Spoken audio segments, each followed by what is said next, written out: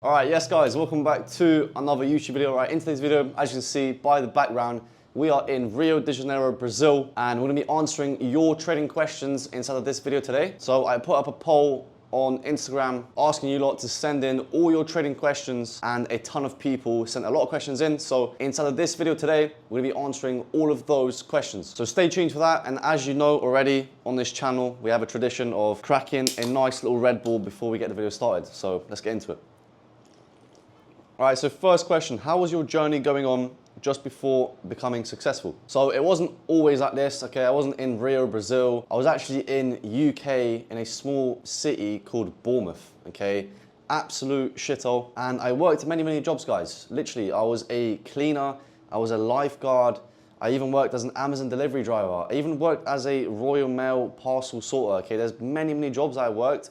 Even construction, okay? There was so many jobs I worked I don't even remember, guys. I've probably done every single job out there. And the thing with me, right, was I could never last in a job for more than 3 months, okay? That was the maximum amount of time that I lasted in a single job. 3 months, and that was the cutting point for me. After 3 months, I was like, right, I cannot do this anymore.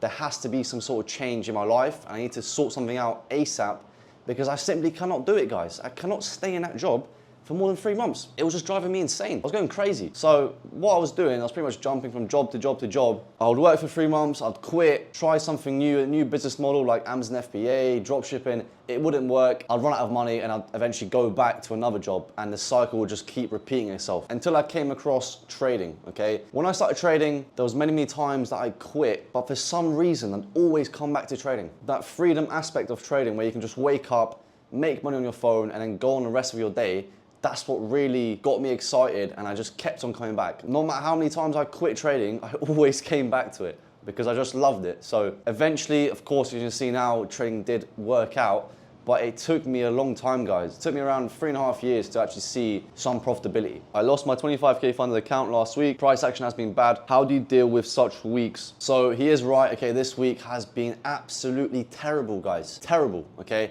I did not trade up until Thursday. So Monday, we had a US bank holiday, so I don't trade that. Tuesday, the day after a bank holiday, is typically a low probability day, so I skipped out Tuesday. Wednesday, we had FOMC in the PM session, so the AM session I did not trade. Again, low probability. Thursday was the only trading day that I actually traded, and Friday, okay? So that's 2 out of the whole week. So how do I deal with such weeks? Try to pick A+ setups. So be very, very picky. Don't just trade any single setup or model that you see. Be very strict and have a very strict criteria of what you want to see in order to take that trade, okay? In weeks like this, you have to be very, very picky, guys. You can't just be taking any single setup because you're more likely to get stopped out. When did you notice the switch from break even to becoming profitable? So the switch for me was when I actually started to follow my risk management, putting on the correct size on trades and not over leveraging, being more consistent with my model. So actually taking the trade setups that align with my model, okay, not just any single strategy or trade, okay, actually taking the trade that you're supposed to take. So being consistent. So to keep the answer very short, sticking to your risk management correctly, okay, not over leveraging on one single trade, and actually being consistent with the trades you're taking. So taking the model, taking the strategy that you actually trade, and not some other bullshit strategy that you're just playing around with, okay? Do you take trades only inside the macro times? Yes, okay?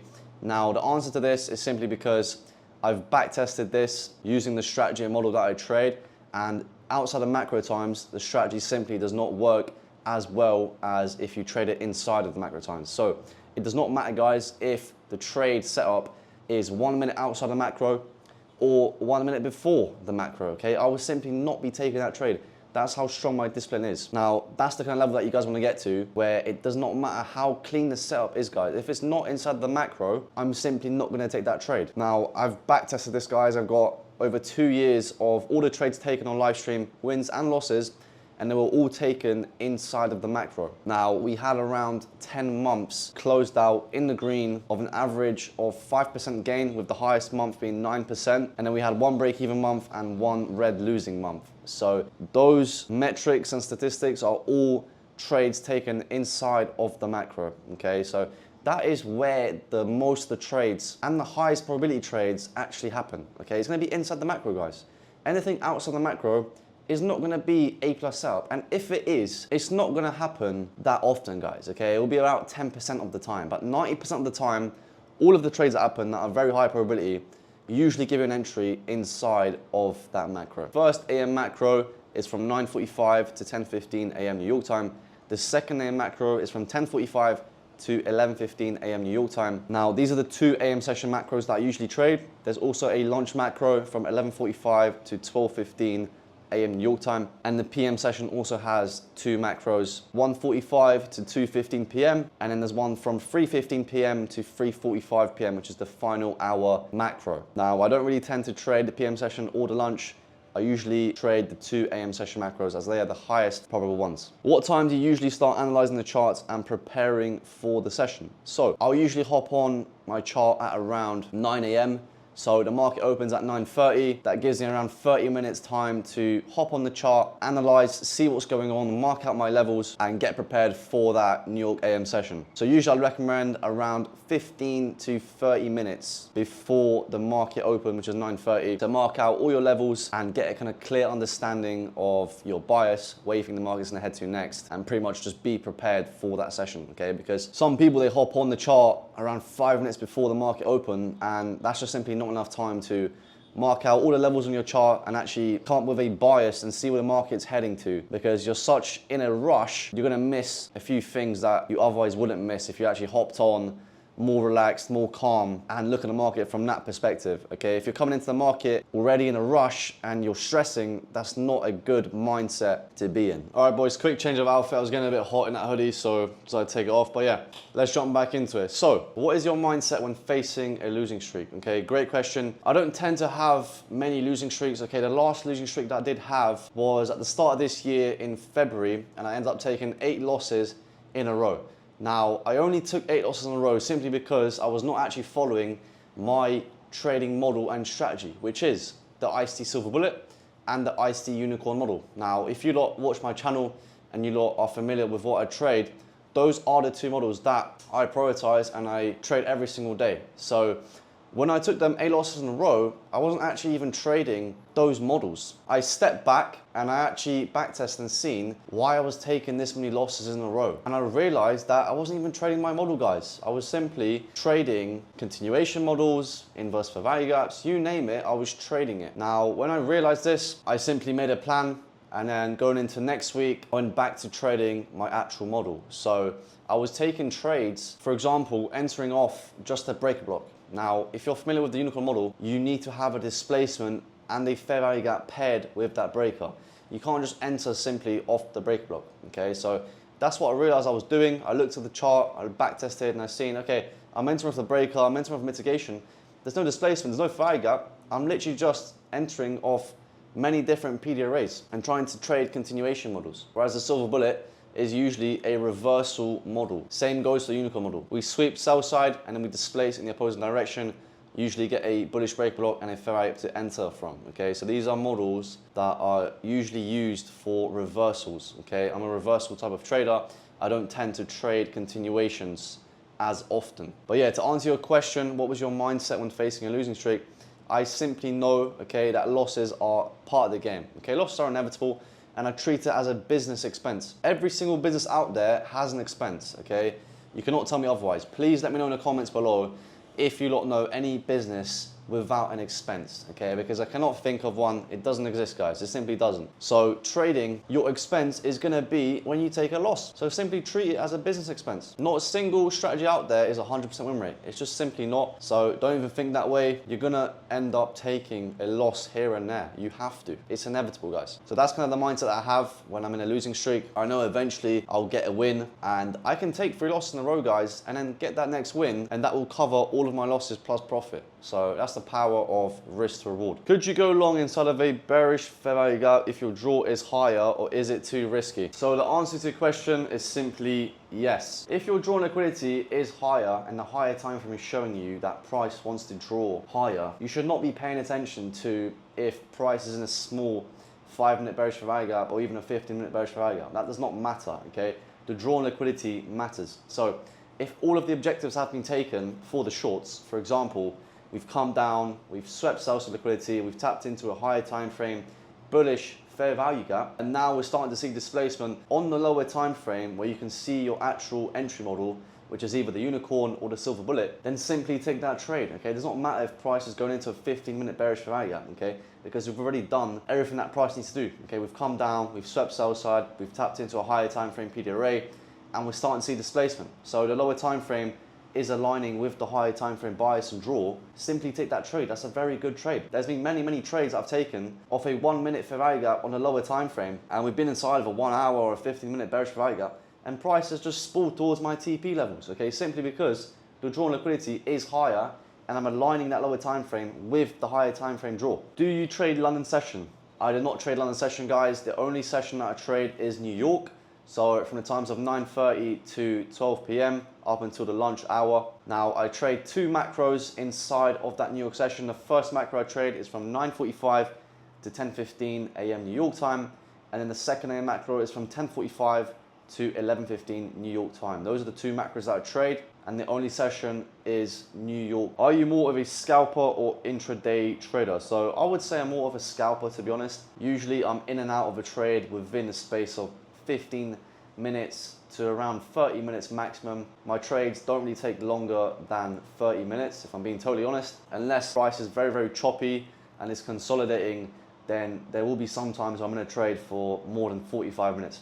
But most of the times, okay, 9 out of 10 times, guys, when price action is good, I'm in and out of that trade within 15 minutes max. So I'm either hitting stop loss or hitting TP within that time frame. What is your entry method? My entry method, I usually like to enter off a fair value gap. There are some cases where I'll enter off a breaker block or even a mitigation block, but I'll only enter off these PD arrays if we have a fair value gap paired with it, okay? But to answer your question, 9 out of 10 times I'm entering off a fair value gap, okay? That is the highest probable entry model out there, and that is what I recommend that all of you guys use as well. On what time frame do you identify your buy side and sell side liquidity levels? So for session liquidity, such as London lows, London highs, Asia lows, I like to mark them out on my 15-minute time frame. And of course, you also want to have your higher time frame levels marked out as well. So anything that you see on the daily, the 4 hour, the 1 hour, you want to use those time frames to mark them out. But usually, guys, I'm using the 15-minute time frame, okay, it's a universal time frame, and I like to use it for pretty much everything. So I'll mark out my previous daily high,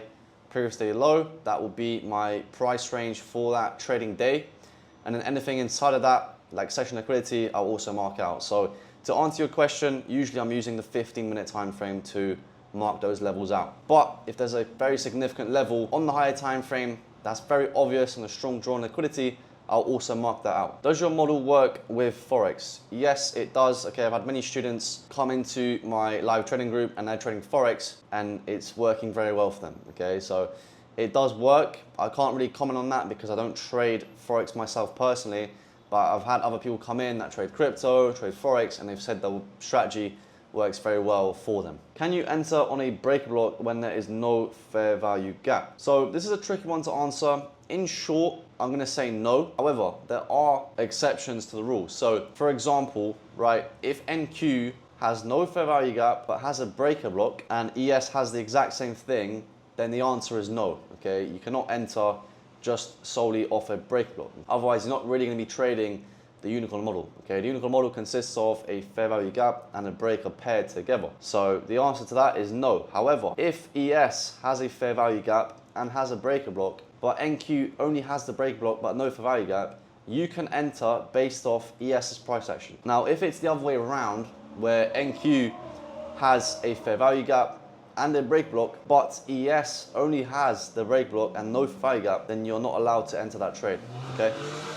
ES is the main leader in the indices market, so I look at ES's price action a lot, and if it's not correlated and it's not clear, I'm not going to be taking a trade on NQ. But yeah, the short answer to your question is simply no. If there's no fair value gap, there's usually no displacement. So no, you're not going to be taking that trade based off a break block. You need both PD arrays, fair value gap and a breaker. How do you deal with doubt? Well, I don't usually get doubt, and that's simply because I've got confidence in my strategy. I've got over 2 years of backtested data. I know this strategy works. So if you're struggling with doubt, I highly recommend that you go back into your charts, you backtest a little bit, and build some actual confidence to see with your own eyes that your strategy does in fact work. Can we just use one ICT model and be profitable with it? 1000%. That's literally what I'm doing, guys, okay? I'm trading a sweep of liquidity, a displacement, a market structure shift, a fair value gap, an entry with a correct and valid stop loss, and a good amount of risk on the table, and then I simply target the opposing liquidity. That itself, what I just explained there, is one model that you guys can trade, and it's very, very simple. That's all you need in order to become profitable and successful in trading. Even ICT says this on this channel, okay? You do not need all of these fancy, gimmicky bullshit. Pick one thing that works for you and that you like, and then consistently use that and actually get some results, right? Don't just start jumping and bouncing around to different strategies, different models.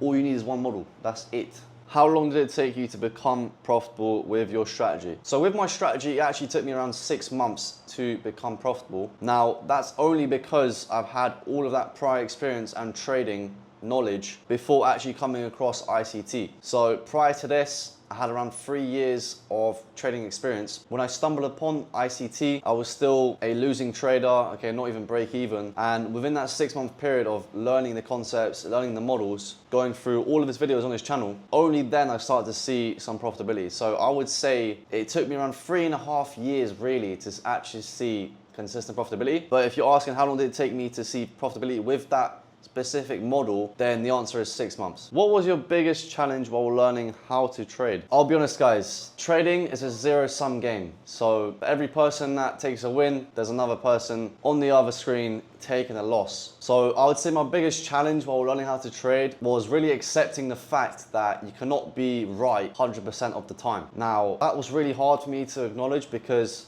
when I like to do things, I like to be the best at it, I like to be an expert, and I don't like to do things wrong. So accepting the fact that even if you take a loss, you are not wrong, that was a very big challenge for me, okay? Because mentally, you're taking a loss, you're losing money, you feel like you've done something wrong, when in trading it's totally opposite. You could have done every single thing right and you could still take a loss, which mentally and psychologically, it tells your brain that you've done something wrong where you actually haven't. So I would say accepting that fact and having that mindset shift was probably my biggest challenge whilst learning how to trade, okay? How do you know when your trade is invalidating while you are in it? So let's say, for example, with a 1 minute bullish fair value gap and I've just entered long, if price disrespects and closes below that fair value gap, meaning the body actually closes below that inefficiency, that's a telltale sign that your trade is getting invalidated, right?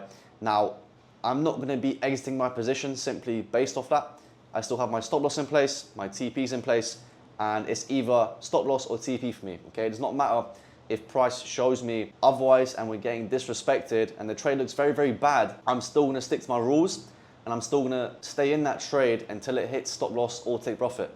Because there's been many, many times where the trade didn't look too well and looked like I'd be getting stopped out and all of a sudden it reversed and hit TP. So always stick to rules, stay patient, and stay in that trade, okay? Don't be exiting based off purely emotion. Do you trade before FOMC? The answer is absolutely not, okay? For my strategy and my specific model, I've found that trading the AM session when we have FOMC in the PM is usually very low probability, okay? And price action will be very choppy, consolidating, and everyone's kind of waiting for that red folder news release. Hence, I don't participate in trading the AM session when we have FOMC in the PM session. What should I watch after I finish the 2022 mentorship? So usually what I recommend is watching the ICT 2022. Once you finish watching that, go over and watch the core content month 1 to month 12. Once you finish watching that, there's not really much else that you need to watch, okay? That's a solid foundation and really all you need with the technical side of things, okay? Once you have your strategy and model, which you can get from these mentorships and videos, all you need after that is psychology and risk management. But if you do want to take your skills even further and expand your knowledge, then I recommend watching the 2023 mentorship as well. Why don't you trade ES and only NQ? So NQ is the more volatile asset and it moves a lot quicker than the ES. Hence, I like to trade it. I'm a very impatient guy, so I like to trade an asset that moves quick and is volatile, right? ES can move quick, but usually what you tend to see is NQ is the quicker asset and ES is the slower asset. However, ES tends to move a lot cleaner than NQ does. Hence, I look at them both, and sometimes I'll trade based off ES's price action, but on NQ, if that makes sense. What do you use to copy trade? So I use a copy trader by the name of Replicanto. If you go over to the Flowbots website, you can actually purchase this copy trader for around $200, I believe. It's called Replicanto, very good copy trader, and you can copy all of your accounts, including Apex, Top Step, Alpha Futures, all in one space inside a NinjaTrader. And you can connect this to TradingView. So you have one leader account.